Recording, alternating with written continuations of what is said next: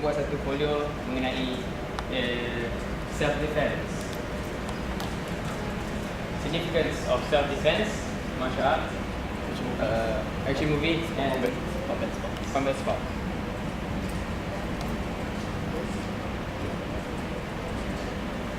First, we talk about introduction, pengenalan.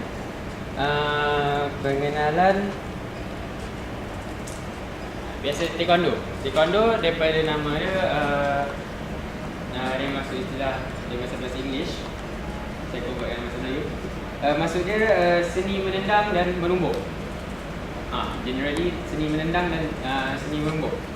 So seni-seni ni seni meletakkan diri ni dia seni yang seni tadi yang tanpa menggunakan senjata.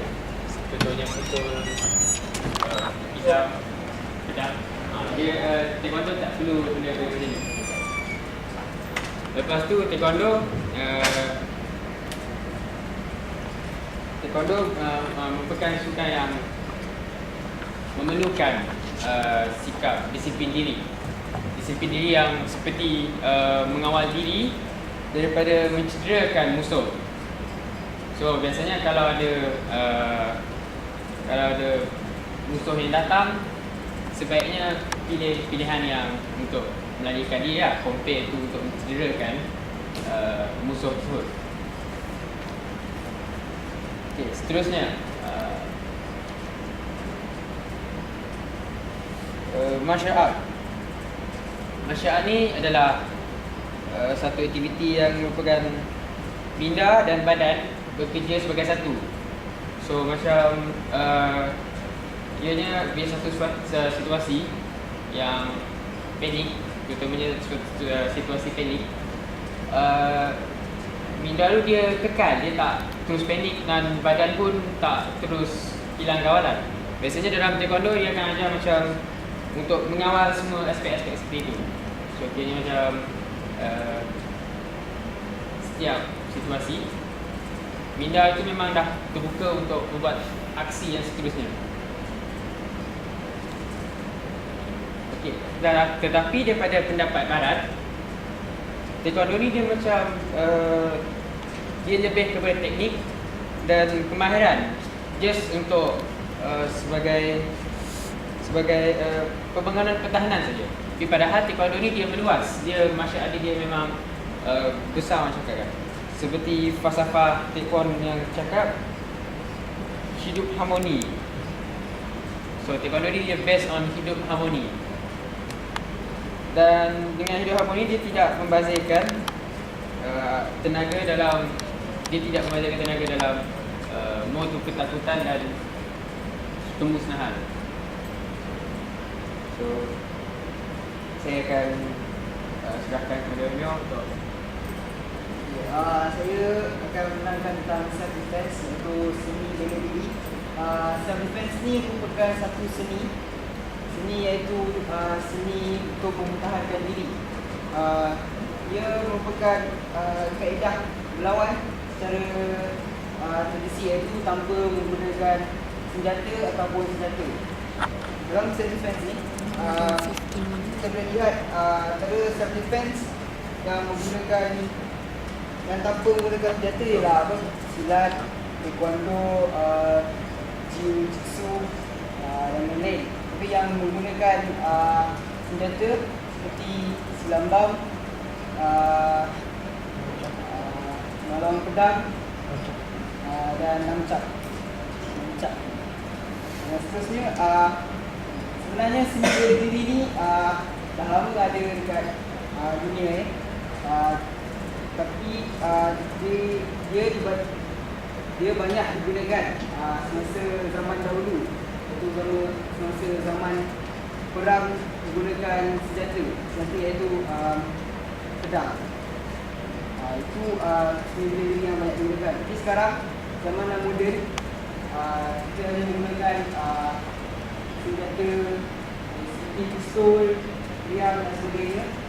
Tapi seni bela diri ni kurang digunakan. Di zaman sekarang seni bela diri ni tentu seni bela diri banyak digunakan oleh tentera untuk menahan diri kan. Lebih kurang banyak digunakan oleh orang awam dan cara untuk meningkatkan tinggi pada mahir. Untuk self-defense.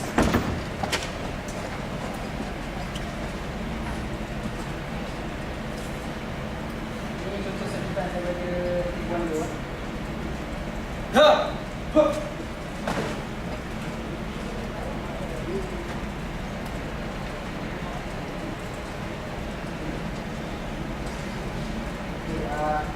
Antara advantage dan disadvantage kebaikan bukan self-defense ni.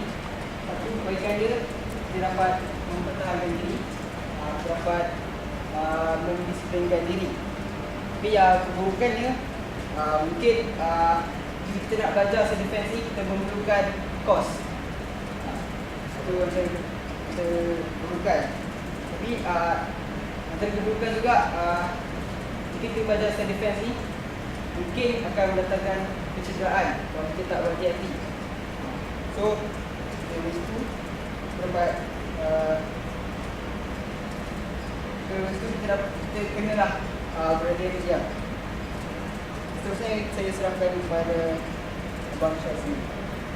Okey, untuk sukan combat ataupun juga combat sports adalah satu sukan di mana dua atlet daripada dua kumpulan merah dan biru compete each other untuk dapatkan markah. Untuk dapat markah tu mereka belajar mengikut peraturan-peraturan tertentu dan mengikut teknik-teknik yang betul. Untuk contoh peraturannya, kalau atlet di kumpulan biru tendang atlet di kumpulan merah dekat badan turun, dia akan dapat 1 point. Untuk kepala dia dapat 2 point. Tapi kalau tambah di teknik dia betul, dia akan dapat extra mark. So, dengan yang dibuatkan tadi. Lepas tu difference taekwondo berbeza, ada peraturan dia sendiri. Macam taekwondo untuk TDF, dalam pertandingan combat sport dia boleh menggunakan tangan untuk menembak. Tapi kalau taekwondo WTF, dia hanya menggunakan tendangan kaki saja. Alright, dan kalau nak tengok contoh combat sports tu, dapatlah tengok kat Olimpik punya channel ESPN 8 Ogos pukul 8 malam. 8 Ogos. No, 10 Ogos. Tentang combat sport, saya serahkan kepada Hafiz. Okey, saya akan terangkan pasal filem aksi, action movie. Biasanya filem aksi memerlukan kejelagaan ngeri dan ia memerlukan bajet yang besar. So oleh itu, kebanyakan genre ini hanya dilakukan oleh pelakon Hollywood. Manakala di Hong Kong atau Asia, dia bergantung kepada pusat akrobatik fizikal atau lebih sesuai digunakan oleh stuntman untuk melakukan larangan negeri tersebut. Untuk filem aksi di Amerika atau Barat, contohnya dia guna CGI, special effects, CGI effects, big explosion. Contoh movie-nya macam cerita Never Back Down yang menggunakan Never Back Down yang menggunakan MMA, Mixed Martial Arts. Tapi kalau filem aksi sekarang macam The Avengers, Iron Man tu kira guna CGI effect. Ini manakala untuk di Asia, filem aksi mula popular pada tahun 1970-an. Bila Bruce Lee start memperkenalkan filem dia, iaitu Enter the Dragon, Big Boss, Legend of the Fist. Dari situ bermulanya Bruce Exploitation, mana yang membuka laluan untuk filem-filem sinematografi seperti Jackie Chan yang melakukan cerita Drunken Master, New Police Story. Dari situ filem Hollywood mengambil aktor-aktor pada filem Asia, Jackie Chan dan cerita Shah Nun, Karate Kid.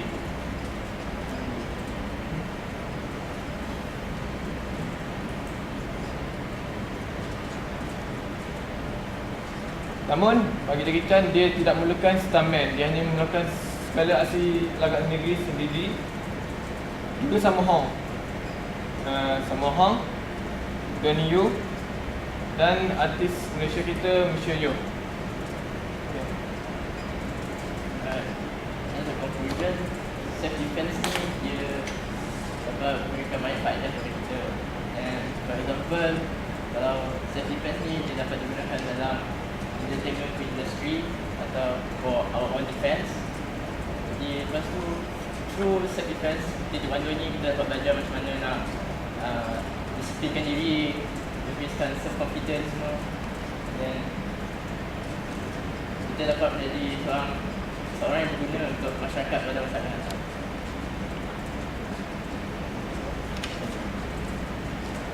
Itu presentation daripada kumpulan kami.